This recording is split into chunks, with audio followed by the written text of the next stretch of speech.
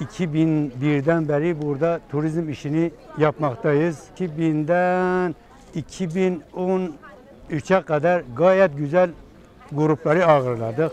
Bir ara bu gruplar kesildi. Gene şimdilik bu sene gayet iyi. Günde 7, 8, 10 grup ağırlıyoruz. Artı günde nerede bakarsanız 400-500 İranlıyı ağırlıyoruz. Akdamar'a gidip geliyorlar. İşimiz gayet güzel. İnşallah daha da iyiye götürmeye çalışıyoruz. Dünyada Ermenilerin ikinci kiliseleri Gevaş'ta.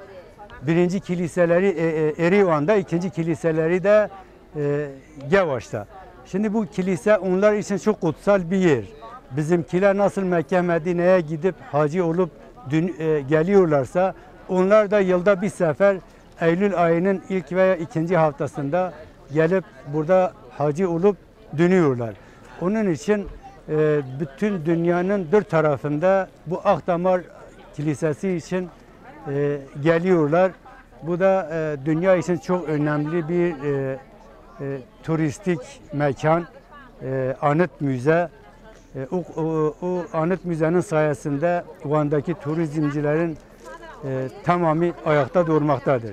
Eğer bu Akdamar Kilisesi olmasaydı emin olun Van'a belki çok az, çok nadir turist gelecekti.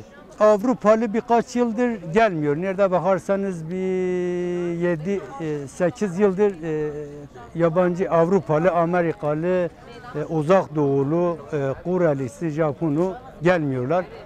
Ama bu sene gene gelmeye başladılar.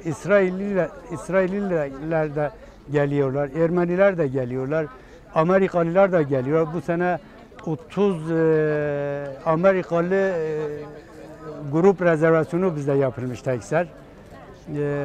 Yavaş yavaş inşallah dünyanın her dört tarafında gelmeye başlayacaklar. İş turizmimiz gayet iyi. Her dört tarafta gelmeye başlamışlar. İnşallah bunu da daha ilerlemeye götüreceğiz. Yabancı için Türkiye çok ucuz bir memleket. $1000'la gelen belki Türkiye'de 15-20 gün 5 yıldızlı otellerde,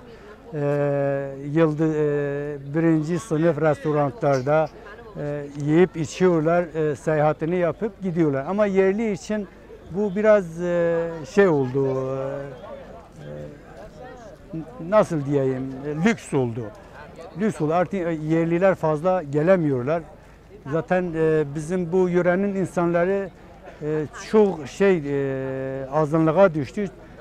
Yani bir vatandaş şu anda çıkıp Gevaş'a gelip Gevaş'tan Akdamar'a gelse aşağı yukarı 100 liraya mal oluyor. Bu da bir normal vatandaş için büyük bir para. Gevaş tarafı yani Edremit'ten Gevaş'a kadar özellikle güzel Van'ımızın şu sahili o kadar güzel bir renk katıyor ki müzik eşliğinde insanlar yani Gevaş'ı bu şekil gördükleri zaman İran'da mesela Şumal bölgesi denilen bir bölge var.